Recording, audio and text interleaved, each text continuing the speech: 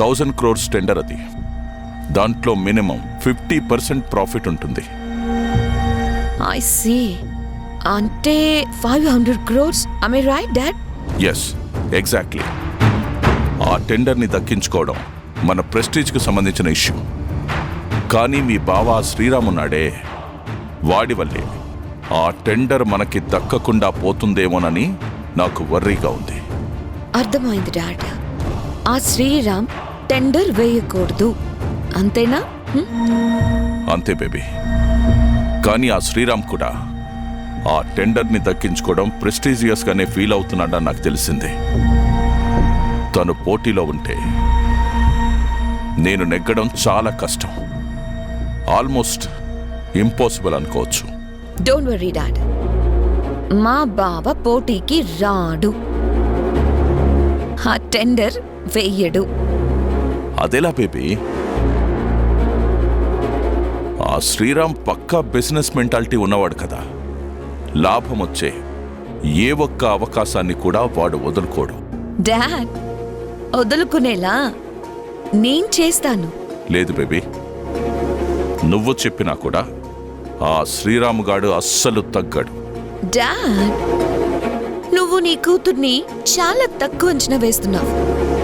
చూస్తూ ఉండు డాడ్, ఆ శ్రీరామ్ టెండర్ని వదులుకోవడం మాత్రమే కాదు, ఆ శ్రీరామ్ని నేను ఒక్కో మెట్టు కిందకి దింపుతాను. అట్ ద సేమ్ టైం నిన్ను ఒక్కో మెట్టు పైకెక్కిస్తాను. And you'll be the winner. And he will be the loser. Baby, నువ్వు చెప్తుంటే వినడానికి చాలా బాగుంది, కానీ అది ఎలా సాధ్యమవుతుంది? Just leave it to me, Dad. నేనిప్పుడే మా బావగారి ఆఫీస్కి వెళ్ళి మాట్లాడతాను. వెంటనే నీకు ఫోన్ చేసి గుడ్ న్యూస్ చెప్తాను. Bye dad. Bye baby.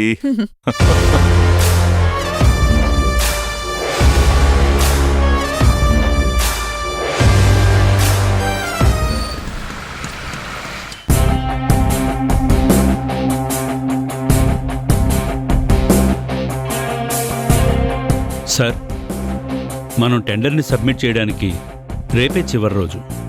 ఆ కాంట్రాక్ట్ డీటెయిల్స్ మొత్తం ఈ ఫైల్లో ఉన్నాయి సార్. మీరు కొటేషన్ ఫిగర్ని ఫైనల్ చేస్తే వెంటనే సబ్మిట్ చేస్తాను. నేను కూడా ఆ కాంట్రాక్ట్ గురించే ఆలోచిస్తున్నాను. ఈసారి కాంపిటీషన్ చాలా ఉంది. సార్, ఎంతమంది పోటీలో ఉన్నా ఆ టెండర్ మాత్రం ఖచ్చితంగా మీకే వస్తుంది. అంత బ్లైండ్ కాన్ఫిడెన్స్ ఉండకూడదు. డిపి, ఆ దుర్గా ప్రసాద్ కూడా ఈ టెండర్ని దక్కించుకోవాలని చాలా గట్టిగానే ప్రయత్నిస్తున్నాడని నాకు తెలిసింది. ఎంత ప్రయత్నించినా మీ రైఫల్ ఆ డీపీ డిసప్పాయింట్ కాక తప్పదు సార్.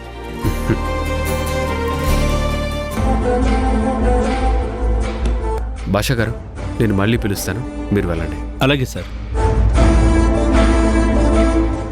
ఏంటి బావగారు, చాలా కష్టపడి టెండర్ని రెడీ చేస్తున్నట్టున్నారు? ఎందుకొచ్చావు? మీ కొటేషన్ ఫిగర్ని నేను కొట్టొద్దామని. అది టాప్ సీక్రెట్, దాన్ని బ్రేక్ చేయడం ఎవ్వరి వల్ల కాదు. ఓకే ఓకే, కూల్ బావగారు. ఈసారి మీరు ఆ టెండర్ కోసం పోటీ పడ్డం లేదు. What do you mean? I mean what I say, Mr. Sriram. ఆ కాంట్రాక్ట్ ని నువ్వు వదులుకోవాలి. Are you mad? 1000 కోట్ల కాంట్రాక్ట్, అట్లీస్ట్ 500 crores ప్రాఫిట్ వచ్చే ప్రాజెక్ట్. అలాంటి గోల్డెన్ ఆపర్చునిటీని నేను వదులుకోవడమా? No way. మిస్టర్ శ్రీరామ్, ఆ ప్రాజెక్ట్ మా డాడీకి రావాలంటే నువ్వు వదులుకొని తీరాలి. ఇంపాసిబుల్, జరగదు. జరిగి తీరాలి. జరగకపోతే? ఆ ప్రాజెక్ట్ ని నువ్వు వదులుకోకపోతే నీ తమ్ముడు బాలుని నేను వదిలేస్తాను.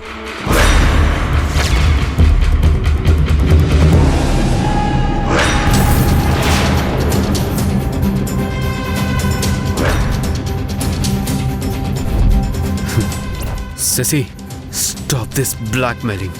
No, this is not at all blackmailing. It is truth telling. Shashi, నా మంచితనాన్ని అడ్వాంటేజ్గా తీసుకోవాలని అనుకోకు. నేను తలుచుకుంటే I don't care. నేను నీతో ఆర్గ్యూ చేయడానికి రాలేదు, నీకు వార్నింగ్ ఇవ్వడానికే వచ్చాను.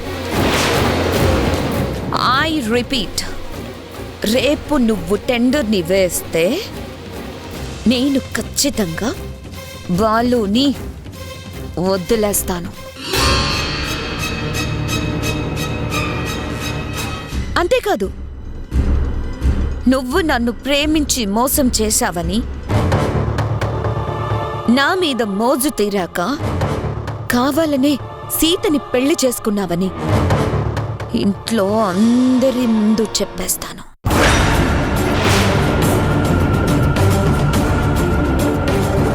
నీ నోటికి హద్దు పొద్దు లేదా? లేదుగా, ఉండదు కూడా. ఇన్నాళ్ళు దాచిపెట్టిన ఈ నిజాన్ని నేను బయట పెడితే ఒక్కసారిగా ఎంతమంది గుండెలాగిపోతాయో నువ్వే ఊహించుకో. You devil! నీ డాడీ గెలుపు కోసం నువ్వింతగా దిగజారిపోతావని నేను కలలో కూడా అనుకోలేదు. ఇప్పుడు అర్థమైంది కదా మిస్టర్ శ్రీరామ్, ఇది వార్నింగ్ కాదు, ultimatum. If you ditch me, I will ditch you. Mind it.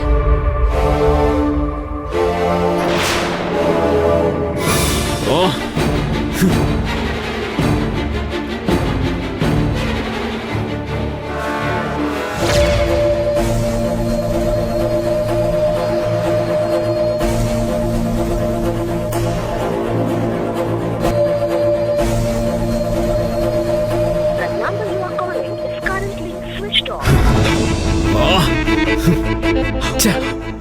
My God!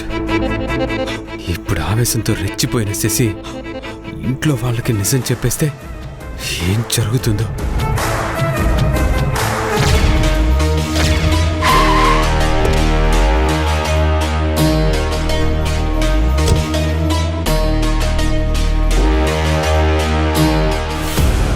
అత్తయ్య, మామయ్య,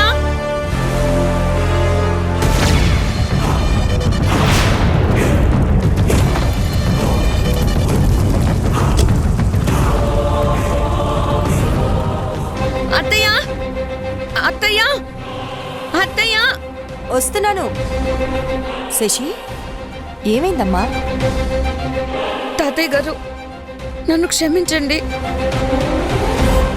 నేను భరించలేకపోతున్నాను.